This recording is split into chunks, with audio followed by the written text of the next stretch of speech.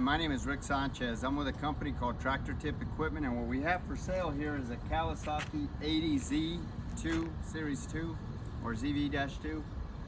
We're going to talk a little bit about the mechanics of this particular machine in the first clip, the operating specs in the second, then we'll run it in the third.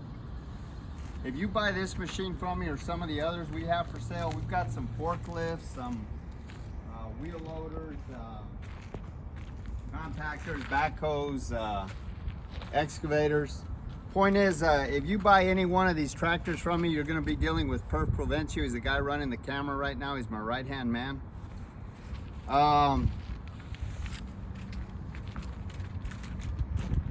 Price on a new machine like this is anywhere, I don't even know, like 250, 275, 275,000. The hours on this machine are 3,182. Now these hours might accumulate because we do use this machine from time to time.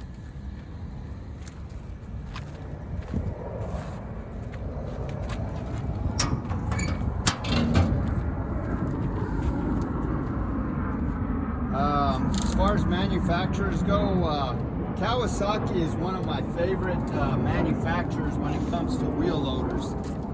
They build solid, reputable, reliable machines that stand the test of time. By the way, guys, this is mud. Our power washer kind of is on the fritz right now, so we didn't get a chance to power wash this. But so you get to see the machine in its working clothes, which I guess is a good thing.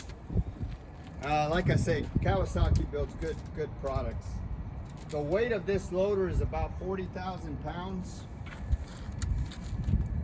The widest point is this bucket right here at 8 foot 9 inches, which is also the same width as those tires right there. So if we were transporting this machine a long distance, taking the bucket off, it's not going to do us any good because the tires are over width too. The highest point is the top of that cab at 11.5 feet.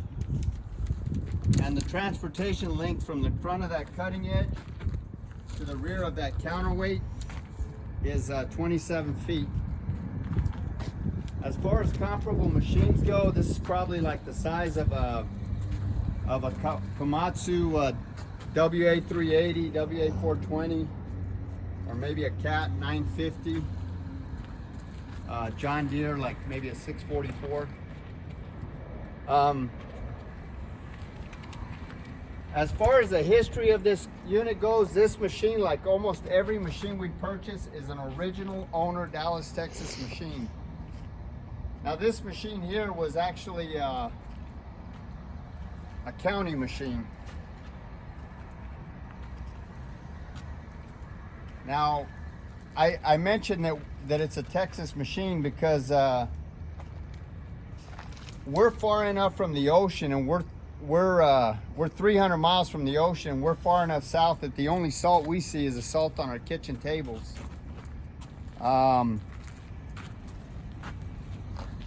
So this machine is essentially rust free.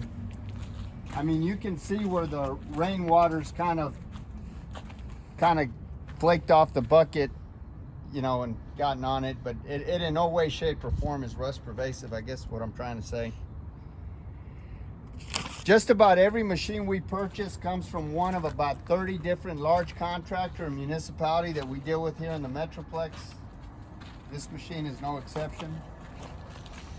The company that we bought this from builds solid, reputable. I mean, they've got an excellent maintenance program that rivals some of the best I've seen. We've been happy with all the machines that we purchased from these guys, and it should be said that before I purchase any machine, I have a couple of mechanics go out and inspect it. And if they say everything's okay, then I send Perf Provencio to go out and inspect it. And if he says everything is okay, then I personally go out and I inspect it before I write a check. So these machines are 3 and 4 times vetted before we purchase them. At least 3 and 4 times vetted, because if there's anything wrong with the machine, we start the process all over again till they fix it right. Or, because, yeah. So, as far as options go, this machine is in closed cab. It's got a fan. It doesn't have a, it's got a heater, but it doesn't have a AC.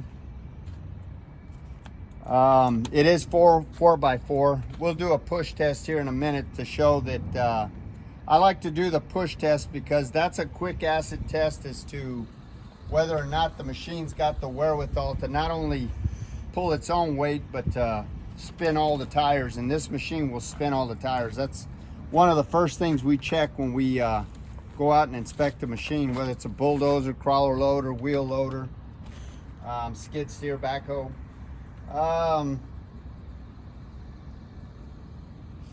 This engine here is a Cummins engine. This is a turbocharged Cummins. It's a 2347 Cummins. Now Komatsu, Volvo, a lot of over-the-road trucks, even Caterpillar uses that engine. Cat private labels the engine, and so does Komatsu, but it's a very common engine. It's 198 horsepower. And the fuel tank is, you got about a 75-gallon fuel tank, which will run you anywhere from 14 to 20 hours, depending on your application. Like I say, that's a 198 horsepower engine. All the fluid levels on this tractor are where they should be. There is not a single leak on this machine. Everything works. The transmission runs through all the gears without hesitation. There's no cracks or welds anywhere in the work equipment.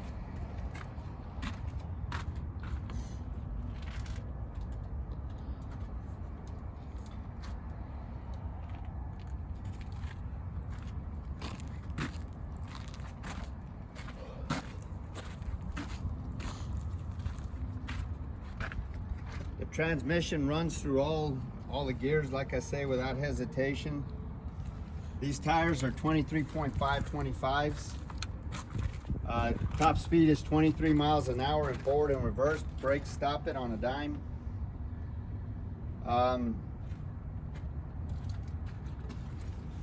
There's no deflection or any kind of problem in those two kingpins right there in the articulation joint. All of the pins and the bushings are relatively tight. This cutting edge is about 65%. And from this angle, it looks like it could be turned. I forgot to look at the bottom, but it looks like it from this side. Again, this bucket is 8 foot 9 inches wide. It's 4 foot 6 inches tall. And it's 4 feet deep, which according to the specs, it's a 4.5 cubic yard bucket. This hinge pin right here, the maximum hinge pin height is 14 feet. So if you're loading into a dumpster or into a hopper or whatever, that hinge pin height, maximum hinge pin height is 14 feet. The breakout force on this machine, on the cutting edge of this bucket, is 36,193 pounds according to specs. And the loader's static tip load, so the lifting capacity of this loader is limited by its static tip load, which is basically the weight opposite of this fulcrum on this axle right here, which in this case is 30,600 pounds. So this machine, the hydraulics are so powerful that it'll literally tilt forward, like the whole machine, the ass end of the machine will go up before the hydraulics give out. So that's why I say the weight of the machine opposite this fulcrum is its maximum lifting capacity, which is 30,600 pounds. I guess we're gonna run it in the next clip. Perf, you got anything you want to say? Well, it's a good sized loader, and it being a Kawasaki name brand, they're a very competitive company, so they make good equipment. Yeah, we've had a lot of Kawasaki loaders in our time, and they really do build probably one of the best loaders out there. So good luck getting it, and we're gonna run it in the next clip. All right, so this is the inside of the cab here.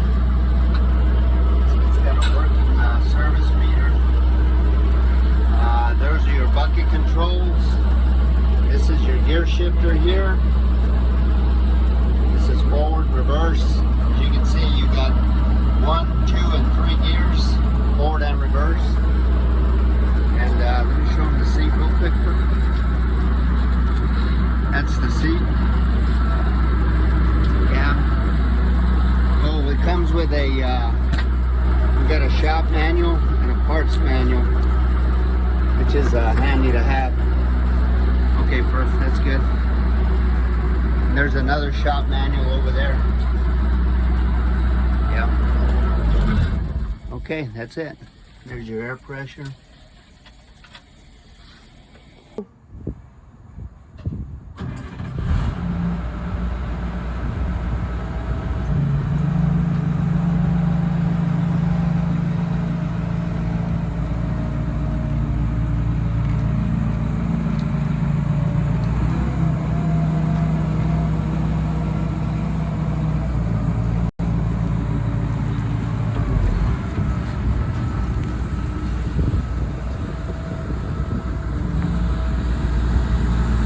Go ahead and rev it up, Perf.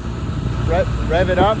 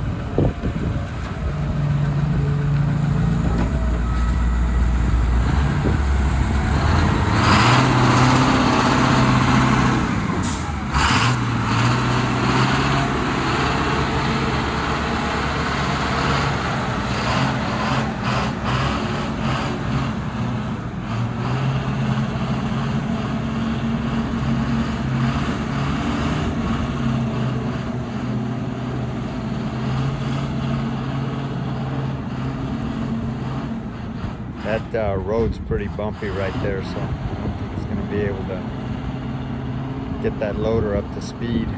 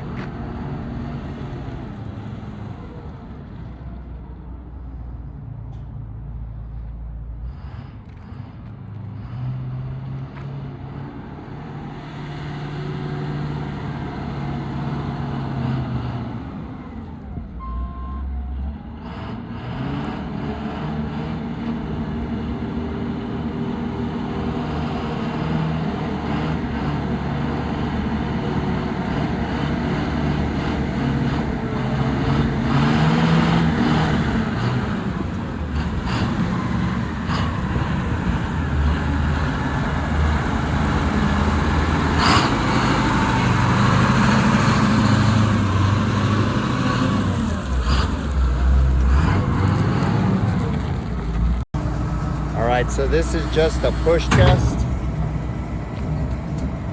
This really isn't enough material, but we're going to go ahead and just show the tractive effort.